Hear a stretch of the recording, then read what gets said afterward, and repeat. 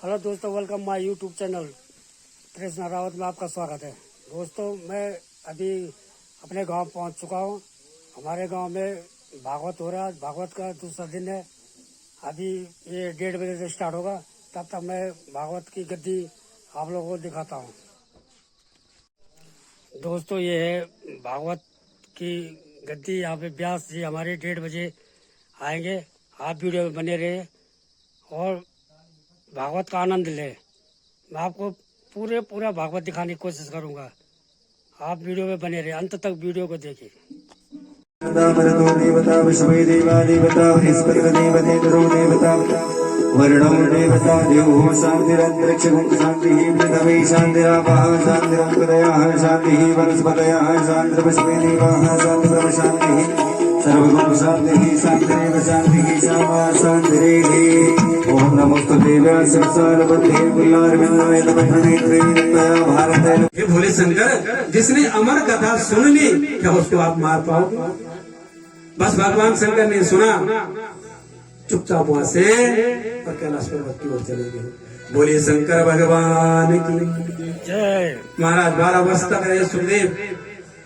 माँ कहती है बेटी का, व्यास जी की पत्नी, कि सुनो स्वामी, मेरे गर्भ में ना, मेरे उदर में वेद मंत्रों का उच्चारण होता है। कहते अच्छा, तो कोई संत होगा जो गर्भ में है, लेकिन ये बाहर आने का नाम क्यों नहीं लेता? व्यास जी हाथ जोड़ के कहते हैं, हे पुत्र बाहर आ जा। कहते कि नहीं, मैं बाहर आऊंगा तो माया बांध लेगी। ये विष्णु की जो माया है ना बाहर, ये मुझे बांध लेगी। और जो मैं जप करता हूं अपनी विदुषी जो गुरुदेव मेरी किशोरी जी का, जब छूट जाएगा। कहते कि नहीं, विष्णु की माया नहीं बांधेगी। कहते अगर भगवान विष्णु खुद आकर कहे कि मैं तुम्हें नहीं बांधूंगा, तब मैं आऊंगा।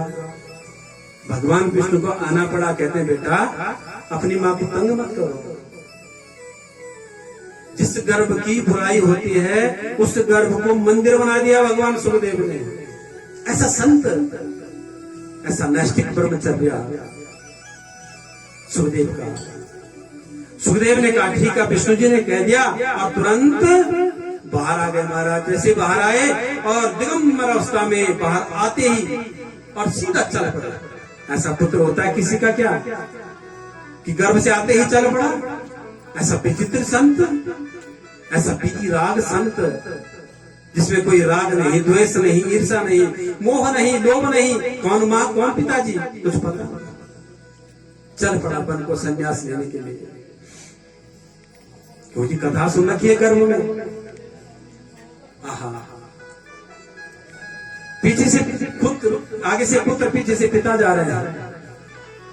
व्यास जी महाराज कहते हैं, अरे पुत्र, अरे ठहर, रुक, मैं तेरा पिता हूं, तेरी माँ है।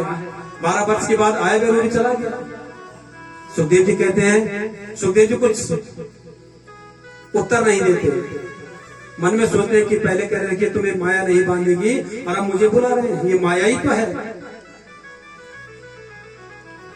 यम प्रवर्तन्त मनुपेत मपेत कीर्त्यम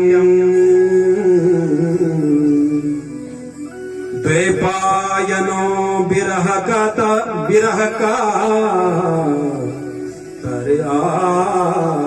आजुहाव पुत्रेति तन्मयतया तरोभिनेदो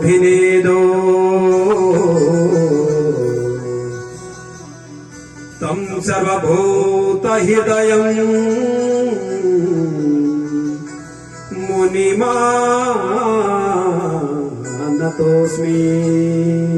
आहा, क्या भाव है, क्या सुंदर है। यम प्रदंतमुपेत मपेत कृत्यम द्वैपायनो विरह का तर आजो हावा। द्वैपायन विरह कहते हैं, उनका नाम कृष्ण द्वैपायन है। दुख से करे बेटा आओ, लेकिन पुत्री तन माया तरओ भिनेदुस। वृक्ष की लताएं पताएं जैसे जवाब दे रही हो कि हे व्यास जी, कितनी बार आपके इनके पुत्र बन गए, कितनी बार आपके पिता बन गए, कितनी बार आप इनके पिता बन गए, और कितनी बार पुत्र बन गए। इतनी सामर्थ्य नहीं रही कि जो वापस कर सकते हैं। आहा, संतों की सानिध्य में जीवन संवर जाता है हमारा। सवैवा पुंसाम पराधर्मो यतो भक्तोक्षजे अहेतुक्य प्रतिहता ययात्मा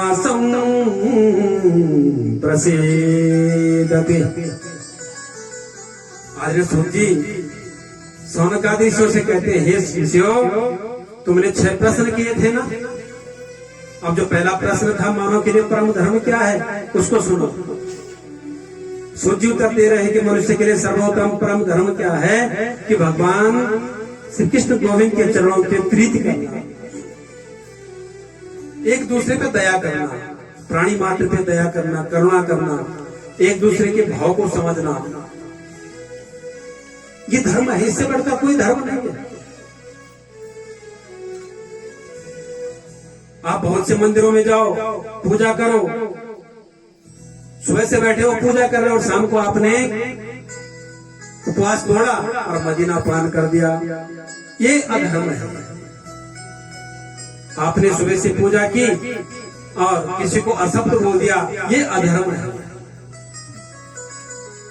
आपने सुबह से पूजा की और शाम को सेवा करने का मौका आया, आपने 2 बातें सुना दी, ये अधर्म है। धर्म तो ये है कि आप सब पे दया करो, सब पे करुणा करो, मधुर भाष कंठ आपका मधुर हो, आपकी बातें किसी को बुरी ना लगे, हमारी बातें किसी को बुरी ना लगे, ये धर्म है। दूसरा प्रश्न किया, मंदिर में जाना श्रेष्ठ है। मंदिर में जाना श्रेष्ठ। मंदिर क्या स्मारक है? भगवान के जो मंदिर है ना, वहां भी याद आती है कि भगवान है, अन्यथा अगर मंदिर नहीं होंगे तो हम भूल जाएंगे। इसलिए स्मारक है ताकि बराबर याद आती रहे कि हम भगवान के अंश हैं। यथातर उर्मूलो निसेचने त्रिभयन्ति तस्कन भुजोपशाखा। सब में जाओ, देवताओं की पूजा भी करो, लेकिन श्रद्धा एक में रखो, नहीं तो मन भटक जाएगा। मंदिर में जाओगे, कहोगे कि मैंने इसको दूध चढ़ाया, उनको नहीं चढ़ाया, भगवान शंकर को चढ़ाया, नंदी को नहीं चढ़ाया, गणेश जी को नहीं चढ़ाया, और आपके पास दूध खत्म हो गया, तो आप संशय में आ जाएंगे, मन में शंका भर जाएगी। नहीं, आपने चढ़ा दिया, बस सबको ये सोचा कि मैंने सब पे चढ़ा दिया, एक में सब डाला। अगर अनेकों में जाओगे तो फिर भ्रमित हो जाओगे, मन में चंचलता बन जाएगी और फिर ठौर नहीं होता हमारा। इसलिए यथातर उर्मूल, जिस प्रकार से पेड़ होता है और वृक्ष पे कितने फल होते हैं, कितने पत्ते होते हैं, कितने फूल होते हैं, भरा पड़ा परिवार है उनका, किसका? वृक्ष का। लेकिन सिंचाई कहाँ करते हो जल की? सुबह सुबह, आज मैं सुबह में उठा ना, मुझे एक भाई मिले थे और पानी की सिंचाई कर रहे थे यहाँ खेतों पे, ताकि जड़ों पे पानी जाए। जब जड़ पे पानी चला जाएगा ना, तो हरा भरा कौन होगा? वो तन, वो शरीर ऊपर वाला। जड़ ने तो एक बूंद पानी ले ली।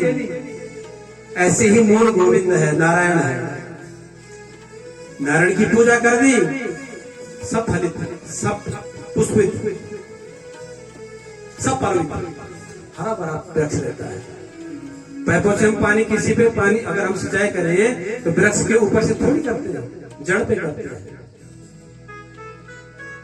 जैसे शरीर है ना, इस शरीर की सिंचाई कहां से करते हो? बोलो, शरीर की सिंचाई कहां से होती है? मुख से। मुखिया मुख सो, मुखिया मुख सो चाहिए, खान पान कहूं एक, पालई पोसई सकल अंग, तुलसी सहित विवेक, तुलसी सहित विवेक। मुखिया मुख से, चाहिए खान पान हम क्या कर दो खाना को बड़े